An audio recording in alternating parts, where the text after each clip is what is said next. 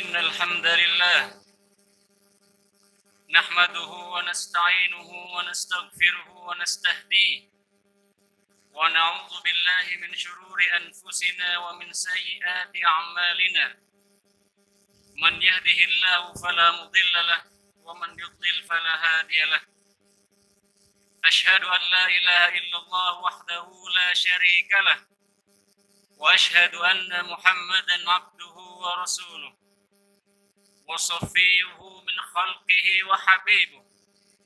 بلغ الرسالة وأدى الأمانة ونصح للأمة وجاهد في سبيل الله حتى أتاه اليقين. اللهم صل وسلم على سيدنا محمد في الأولين وصل وسلم على سيدنا محمد في الآخرين وصل وسلم على سيدنا محمد في كل وقت وحين وصل وسلم على سيدنا محمد في الملأ الأعلى إلى يوم الدين وعلى آله الأخيار وأتباعه الأبرار وأزواجه الأطهار. وبعد، فإن أصدق الحديث كتاب الله وخير الهدي هدي محمد صلى الله عليه وسلم. يا أيها الذين آمنوا اتقوا الله حق تقاته ولا تموتن إلا وأنتم مسلمون. يا أيها الناس اتقوا ربكم الذي خلقكم من نفس واحدة وخلق منها زوجها وبث منهما رجالا كثيرا ونساء واتقوا الله الذي تساءلون به والأرحام إن الله كان عليكم رقيبا. يا أيها الذين آمنوا اتقوا الله وقولوا قولا سديدا يصلح لكم أعمالكم ويغفر لكم ذنوبكم ومن يطع الله ورسوله فقد فاز فوزا عظيما. Ikhwatal hudur, hadirin sekalian, Allah Subhanahu wa taala telah mengutus para rasulnya dan para nabinya dengan membawa cahaya keimanan dan keislaman. Dari mulai Nabi Adam, Nabi Nuh, dan nabi-nabi selanjutnya hingga Nabi Muhammad sallallahu alaihi wasallam. Dan hadirin sekalian, Nabi Muhammad beliau pernah bersabda, "La yablughanna hadzal amru ma balaghahu al-lail wan nahar." Bahwa dakwah Islam ini, agama Islam ini akan tersebar ke seluruh tempat di mana sampai ke sana siang dan malam. Dari timur hingga ke barat, semua akan menerima dakwah Islam. Hadirin sekalian, dan kita melihat bagaimana Allah Subhanahu wa taala memenangkan agama ini di berbagai pertempuran. Hingga saat ini kita bisa menikmati hidayah Islam, tentu saja berkat dakwah Nabi Muhammad, para sahabat, dan juga para pendakwah-pendakwah dari generasi ke generasi. Hadirin sekalian, namun Nabi Muhammad sallallahu alaihi wasallam bersabda dalam sebuah hadis, "Sayati ilaikum zaman," akan datang kepada kalian sebuah masa, kanal fitanu kaqita'in minal laili muslimah, di mana kekacauan begitu banyak di sekeliling kalian seperti sebuah malam yang sangat gelap. Yusbihur rajulu mu'minan wa yumsi kafiran. Saat itu seorang laki-laki pagi hari masih beriman, tapi di sore hari dia sudah kafir. Wa yumsi mu'minan wa yusbih kafiran. Di sore hari dia masih beriman, tapi di pagi hari dia sudah kafir. Hadirin sekalian, kemudian Nabi Muhammad sallallahu alaihi wasallam berkata kepada para sahabat, "Walil amil," dan bagi seorang yang melakukan kebaikan pada masa itu, ajru khumsina rajulin minkum, mendapatkan pahala dari 50 orang, atau bisa kita artikan 50 kali lipat dari apa yang kalian dapatkan dari sebuah kebaikan. Hadirin sekalian, Nabi Muhammad menjelaskan bahwa di akhir zaman begitu banyak kesulitan, kekacauan, dan lain sebagainya, hingga jika manusia di akhir zaman melakukan satu kebaikan, maka pahalanya seperti 50 kebaikan yang dilakukan para sahabat. Kemudian sahabat bertanya, khamsuna amalin minkum wala minna. 50 kebaikan kami atau mereka. Maka Rasulullah menjawab, bal khamsuna rajulin minkum. Tetapi 50 orang atau 50 kali dari kalian. Maka hadirin sekalian, di akhir zaman, di mana kekacauan kita temukan di mana-mana, kemaksiatan kita temukan di mana-mana, kecurangan dan lain sebagainya kita temukan di mana-mana. Saat itulah Nabi Muhammad menjanjikan bagi umatnya yang melakukan satu kebaikan, pahalanya seolah-olah seperti 50 kali pahala para sahabat. Dan di hadis yang lain, Nabi Muhammad menjelaskan alasan mengapa satu kebaikan dinilai 50 kali dari pahala para sahabat.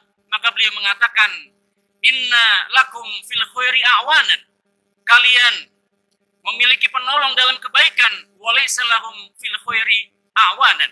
Tetapi mereka tidak ada yang membantu dalam melakukan kebaikan. Hadirin sekalian, saat ini kita berada di masa di mana kekacauan, kemaksiatan ada di mana-mana. Kita melihat ke kanan, ke kiri, kita melihat ke handphone kita misalkan, atau mungkin ke laptop kita misalkan. Kita temukan kemaksiatan ada di mana-mana. Dan saat itu hadirin sekalian, jika seseorang mampu menahan pandangannya, maka pahalanya 50 kali dari pahala para sahabat. Jika saat itu dia tetap mampu berbuat baik, menjaga keimanannya, menjaga sholatnya, dan lain sebagainya, maka sebagaimana hadis tersebut, pahalanya 50 kali dari pahala para sahabat. Maka hadirin sekalian, inilah masa yang sulit bagi umat muslim. Tetapi Allah Subhanahu wa ta'ala menjanjikan pahala yang besar bagi siapapun yang menetapkan hatinya dalam kebaikan. Hadirin sekalian, kita melihat bagaimana para nabi dalam Al-Quran disebutkan berusaha sekuat tenaga menetapkan hatinya dalam keimanan. Contohnya tentu saja Nabi Ibrahim alaihissalam. Saat dia membangun Ka'bah, dia berdoa, wajibnubni wa baniya an na'budal asnam. Dan jauhkanlah aku dan keluargaku dan anakku dari menyembah berhala. Hadirin sekalian, jika kita bertanya-tanya apakah Ibrahim takut menyembah berhala, padahal di masa muda dia menghancurkan berhala dengan tangannya. Apakah Ibrahim takut menyembah berhala, padahal seumur hidupnya dia mengajak orang untuk meninggalkan penyembahan berhala. Apakah dia takut menyembah berhala, padahal Ka'bah saja dibangun dengan tangannya. Maka hadirin sekalian, ini menandakan bagaimana para nabi pun takut jangan-jangan hidayah keluar dari hatinya. Dan di hadis yang lain hadirin sekalian, Sayyidah Aisyah ketika ditanya oleh para sahabat tentang doa yang paling banyak dibaca oleh Nabi, maka Sayyidah Aisyah, ibunda kita yang senantiasa bersama Nabi dalam keramaian maupun kesendirian, yang tahu rahasia-rahasia Nabi, kemudian beliau mengatakan, aksaru du'ain Nabi sallallahu alaihi wasallam, ya muqallibal qulub, qallib qulubana ala dinik. Ya muqallibal qulub, tsabbit qulubana ala dinik. Wahai yang membolak-balik hati, tetapkan hati kami dalam agama. Hadirin sekalian, inilah doanya pembawa bendera di hari kiamat. Sahibul liwa, sahibul syafa'ah, pemilik syafaat. Ghufira lahu ma taqaddama min zanbihi wa ma ta'akhkhar. Diampuni semua dosanya yang lalu maupun yang akan datang. Doa yang paling banyak beliau ucapkan, ya muqallibal qulub, tsabbit qulubana ala dinik. Wahai pembolak-balik hati, tetapkan hati kami di atas agama. Maka hadirin sekalian, jika demikian doa Nabi Muhammad sallallahu alaihi wasallam, jika demikian keadaan Nabi Ibrahim, bagaimana dengan kita umatnya yang tentu saja derajatnya jauh di bawah Nabi Muhammad ataupun Nabi Ibrahim. Hadirin sekalian, mari kita melihat sebuah kisah yang terjadi di masa Umar bin Khattab, di mana saat itu ada salah satu raja Ghassanah, salah satu kerajaan di wilayah utara Jazirah Arab yang beragama Kristen, kemudian datang bersama pasukannya sebanyak 500 orang menemui Umar bin Khattab. Dia pun mengatakan, aku ingin masuk Islam. Maka hadirin sekalian, Umar bin Khattab menyambut dengan tangan terbuka. Dihidangkan untuk mereka sambutan yang layak untuk para raja. Dan kemudian salah seorang raja mereka yaitu Jabalah kemudian mengatakan, aku ingin masuk Islam. Maka kemudian hadirin sekalian disaksikan oleh Umar bin Khattab, Jabalah salah satu raja Ghassanah kemudian masuk Islam. Maka hadirin sekalian, Jabalah pun memulai hidupnya sebagai seorang muslim. Dia mulai mengenal Allah, menjalankan rukun Islam, sampai kemudian dia tawaf di Ka'bah. Dan hadirin sekalian, saat beliau sedang tawaf di Ka'bah, dia mengenakan sebuah jubah yang cukup panjang, yang salah satu jubahnya tersebut menyentuh lantai yang terinjak oleh salah seorang muslim. Seorang bapak tua yang miskin, yang mungkin tidak disebutkan namanya dalam sejarah. Jabalah melihat pakaiannya terinjak, kemudian marah dan menampar bapak tua tersebut. Hadirin sekalian, bapak tua tersebut tidak bermaksud menginjak dengan sengaja, tapi karena berdesak-desakan yang terlalu banyak orang di sekitar Ka'bah, maka tidak sengaja terinjak baju tersebut. Maka hadirin sekalian, sang bapak tua pun bersedih dan kemudian diadukan urusan tersebut kepada Umar bin Khattab. Umar bin Khattab kemudian memanggil keduanya, hadirin sekalian, dan berkata, kenapa kau tampar bapak ini? Maka dia mengatakan, dia menginjak pakaianku. Maka Umar mengatakan, dia menginjak tidak sengaja. Dan dia pun sudah meminta maaf. Kemudian Umar berkata, jika kau tidak meminta maaf atau tidak mau ditampar sebagai ganti dari perbuatanmu, maka kau tetap akan dipaksa untuk ditampar. Maka kemudian Jabalah mengatakan, apakah aku seorang raja ditampar oleh orang miskin ini? Maka hadirin sekalian, Umar mengatakan, Islam telah membuatmu sama dengan orang ini. Keadilan Islam tidak mengenal kasta. Maka hadirin sekalian, Jabalah pun mengatakan, tunda urusan ini 1 hari akan aku pikirkan. Sekalian, keesokan harinya, Jabalah menemui Umar bin Khattab dan menyatakan bahwa dia keluar dari Islam. Dia pun pergi bersama rombongannya, membawa kembali barang-barangnya, pulang kembali ke kerajaannya di Ghassanah. Beberapa waktu setelahnya, hadirin sekalian, Umar bin Khattab kemudian mengirim salah satu sahabat Jabalah, salah satu kawan dekatnya di Madinah, untuk melihat seperti apa kondisi Jabalah dan mengajaknya kembali masuk Islam. Dan hadirin sekalian, Jabalah pun berada di kerajaannya, di singgasananya, bersama Khomar dan lain sebagainya. Tanda salib ada di dadanya. Dan saat itulah hadirin sekalian, kemudian Jabalah bertanya, bagaimana kondisi umat Islam? Sahabatnya mengatakan, umat Islam semakin banyak, lebih banyak dari saat engkau datang ke Madinah. Kemudian bertanya, bagaimana kabar Umar? Sahabat tersebut mengatakan, Umar memimpin dengan adil, umat Islam pun mematuhinya. Dan hadirin sekalian, kemudian saat sahabatnya mengajaknya kembali masuk Islam, dia pun termenung dan kemudian menyuruh salah satu penyanyinya untuk bernyanyi, sampai kemudian dia menyuruhnya berhenti dan dia mengatakan sebuah syair yang isinya, seandainya semua kerajaanku diambil dan aku menjadi seorang penggembala ternak, sungguh itu lebih baik dariku. Sambil dia pun meneteskan air matanya, penyesalan karena meninggalkan Islam. Namun hadirin sekalian, riwayat menyatakan bahwa beliau akhirnya wafat dan meninggal dunia dalam keadaan kafir.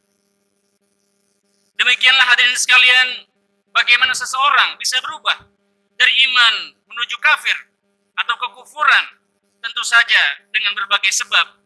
Dan ini semua tentu saja menjadi cobaan bagi kita semua sebagai umat manusia. Mudah-mudahan Allah Subhanahu wa taala menetapkan hati kita, yusabbit qulubana ala din. Amin ya rabbal alamin. Barakallahu li wa lakum bil Qur'anil azim wa nafa'ni wa iyyakum bima fihi minal ayati wa dzikril hakim. Wa taqabbala minni wa minkum tilawatahu wastaghfiruh innahu huwal ghafurur rahim.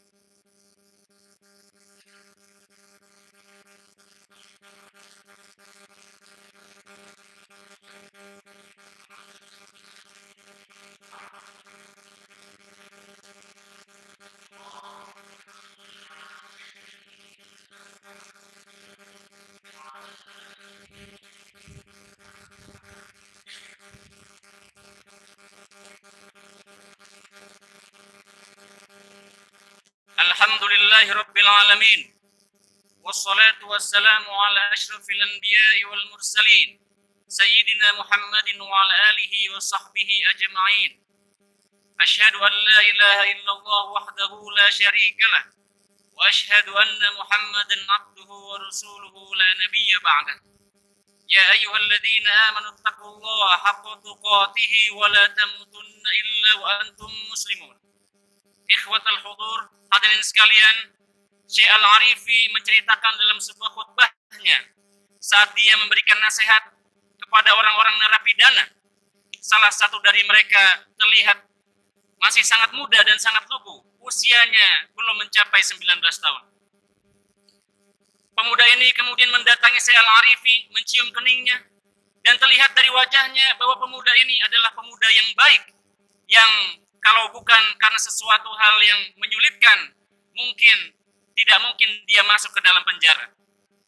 Hadirin sekalian, Syekh Al-Arifi kemudian bertanya kepada petugas penjara tentang kisah pemuda ini. Hadirin sekalian, pemuda ini dahulu adalah pemuda yang baik, memiliki teman-teman yang baik. Namun ayahnya berkata kepadanya, "Jangan kau dekati orang-orang ini, aku tidak suka." Ayahnya tidak suka kepada orang-orang yang terlalu taat beragama. Maka kemudian anaknya itu menjawab, "Kenapa wahai ayahku? Aku berperilaku baik kepadamu.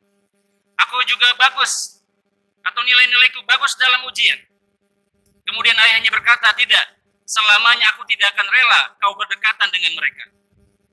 Maka hadirin sekalian, pemuda ini tetap bersama teman-temannya, mengikuti halaqah-halaqah Al-Quran, menemui teman-temannya di masjid, sampai kemudian saat kelas 3 SMA, ayahnya membelikan sebuah mobil, menawarkan kepadanya kunci. "Kalau kau mau mobil ini, maka jangan temani mereka." Maka hadirin sekalian, karena begitu lama didesak, akhirnya pemuda ini kemudian mengikuti perintah orang tuanya. Dan dia pun mulai bergaul dengan orang-orang yang berbeda. Orang-orang yang merokok, minum minuman keras, dan lain sebagainya. Hingga di suatu hari, saat dia bersama kawannya sedang pergi dengan mobilnya, mereka berdua kemudian mabuk-mabukan. Dan saat itu kawannya ingin merampok dirinya. Kemudian dia mencoba mempertahankan diri dan mengambil senjata yang ada di dalam mobil dan menusuk sahabatnya yang mencoba merampoknya tersebut. Dan hadirin sekalian, akhirnya pemuda tersebut berada di penjara. Dan ayahnya pun berkata kepada Syekh Al-Arifi, "Sesungguhnya aku melihat kawan-kawannya yang dulu kecil bermain bersamanya. Sebagian ada yang sudah menjadi imam di masjid memimpin kami sholat. Sebagian ada yang sudah menjadi muazin, melakukan azan saat sang muazin tidak ada. Sebagian yang lain masuk fakultas syariah, fakultas teknik, dan lain sebagainya. Sungguh aku menyesal atas apa yang aku lakukan." Hadirin sekalian, karena itu sahabat sangat menentukan. Sebagaimana Allah Subhanahu wa taala firmankan dalam surat Al-Furqan, bagaimana seorang yang akan disiksa kemudian menyesali sahabatnya. "Ya laitani lam attakhidh fulanan khalila." Seandainya aku tidak mengambil si fulan sebagai sahabat. Karena dalam berbagai kitab para ulama mengatakan al-insanu madaniyun bit-tab'i. Manusia terpengaruh dengan lingkungannya. Mudah-mudahan kita semua diberikan taufik dan hidayah agar bisa tetap dalam kebaikan. Innallaha wa malaikatahu yusholluna 'alan nabi. Ya ayyuhalladzina amanu shallu 'alaihi wa sallimu taslima. Allahumma shalli 'ala Muhammad wa 'ala ali Muhammad kama shallaita 'ala Ibrahim wa 'ala ali Ibrahim. Wa barik 'ala Muhammad wa 'ala ali Muhammad kama barakta 'ala Ibrahim wa 'ala ali Ibrahim fil 'alamin innaka Hamidun Majid.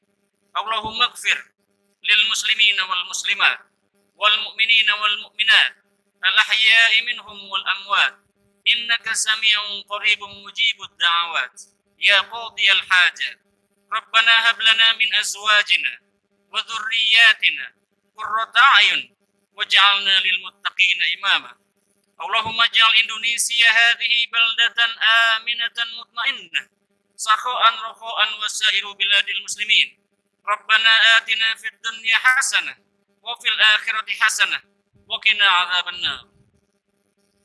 Ibadallah, innallaha ya'muru bil 'adli wal ihsan وإيتاء ذي القربى وينهى عن الفحشاء والمنكر والبغي يعظكم لعلكم تذكرون ولذكر الله أكبر أقيموا الصلاة